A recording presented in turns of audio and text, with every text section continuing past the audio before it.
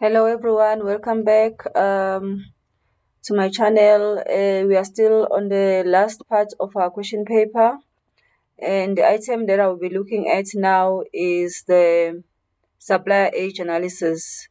Remember, there's a section where you have to print age analysis there on page 20, item 17.18. How do you do that?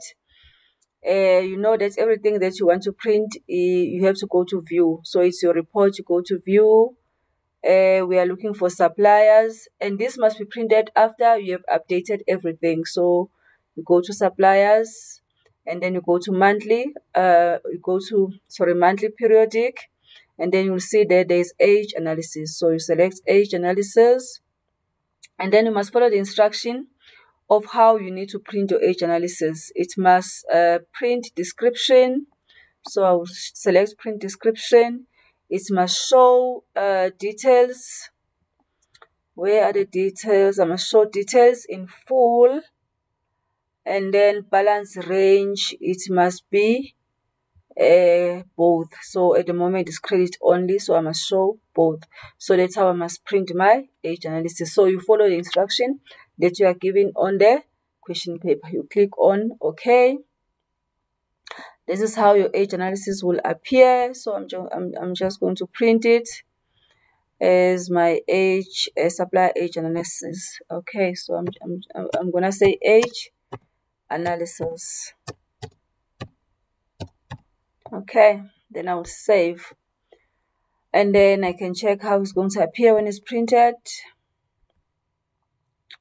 This will be your printout, right?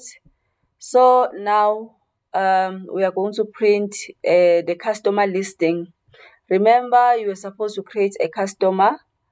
You must always come and check on your printout if they don't want that customer listing to be printed. Like in this case, we created Moana Peters, and then they want us to print Moana Peters. So we go to view customers, and then what do we want to see there? We want to see customer listing. Okay, listing accounts, customer listing accounts. Okay, then we don't need all the customers. If it shows like this, it means it's gonna print all the customers. We need a specific customer. Account code start, we must select that customer, Moana Peters. So it must be Moana Peters code start and Moana Peters code end. Then we click on OK. So this is what that needs to be printed. So I'm gonna save it as well as my customer listing.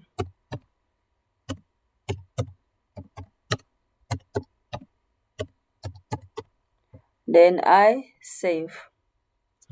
So this is how it's going to appear when you print it, customer listing.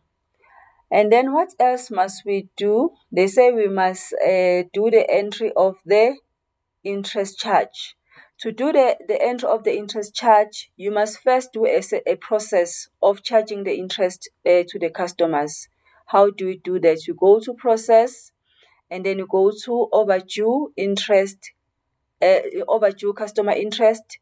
So you must do this process first, where you make the system to calculate for you which customer must be charged interest. I've already done this, but I'll repeat the process. So you go to next, and then you see now it's on April. So if you go there for the first time, it will be on March. If you go there for the first time, it's just that I've done it before, so that's why my system moved to April. So, but this is how we are going to do it. When you click on next, and then it will tell you that you are about to calculate the interest on the customers. Then when you process, it will say one customer has been charged interest. Remember, I've done this process before. That's why now it says no customers have been charged interest. But in the first process that I did, it told me that one customer was charged interest. So once you have done this, you then click on finish. So the system has charged the interest to the customer that is overdue. So then how do we check that customer that was charged interest overdue? you go to view customers, and then you go to a customer detailed ledger by customer. Okay, click on no there, and then we want all the customers, so it means we can select account. The cash won't be charged, but I'm gonna include it anyway. And then the last customer, it will be Mwana Peter. So I want to include all my customers in the report, so that I see all of them. So there will be no interest charge on the cash sales.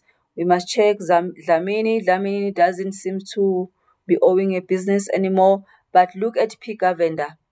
That process that we did earlier, it charged Pika vendor the interest of 120. So that's what we were looking for. That's what we wanted the system to do. So once we know that Pika vendor was charged interest of 120, we can now close here and go to the and process this in the interest charge journal. So you go to process journal, and then you look for customers, and then you look for interest charge journal. Then under interest charge, you go to settings, no contra account, this year's transaction, repeat description, and then you go to text processing. You must untick text, and then okay, so that's a situation. Then you click on OK. So we're going to tap, then we activate a Pika vendor, and then our reference according to a voucher or general voucher is 05/21. Description, we can say interest charge.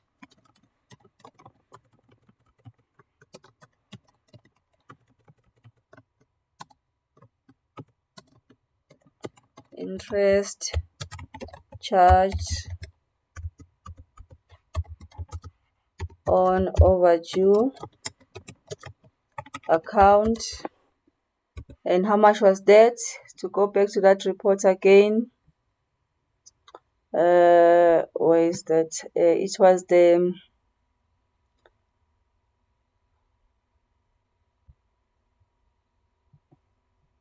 I can't see it now.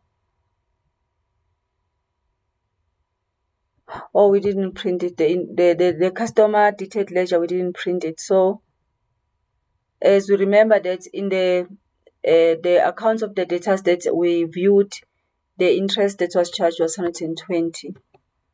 And then account credited, we are receiving the interest as a business. So it's going to be interest received. We credit the interest received. So once you have done this, it means you are done with your interest charge journal. What do you need to do? They say you must print the entry type details of the interest. It means they don't want you to print a journal, but they want you to print the interest charge journal. Interest charge, yes. Okay, in entry type detail for interest charge journal. So we need to update this to print that. So you update, and then once you have done that, you go to view customer general ledger, a transaction, and then we are looking for the entry type detail, and then with that entry type detail we are looking for interest charge journal. So we are looking for interest charge journal. Okay, they didn't specify any other thing. So in this case, it means this is what we are going to print. All right, then we close. The last thing that they want you to print is the income statement. Remember, to print your income statement, you must make sure that all your journals that you have processed are updated. Everything that you have processed is updated. I remember there is I think it's a stock journal that we didn't update. So yes, it's still active. So I must update the stock journal. Update this journal. All right. So once you have done that, you must now print the income statement for March 2021. So where do you print the report? You go to View, General Ledger, Financial Report, Income Statement. Okay, we get in there. And then they say do not print zero item. So we must untick. And then they say print detailed lines. Yes. And then include sub account. Yes. Okay, so that's how we're going to print it. Then you click on OK. So this is how your income statement is going to look like. So you'll send it to the printer to print it, and then I'm gonna call it income statement. Okay, so this is the end of your question paper. If you find these videos helpful to you, make sure that you subscribe on my channel so that you don't miss out any videos that I'm going to point, and make sure that you like my videos. I thank you.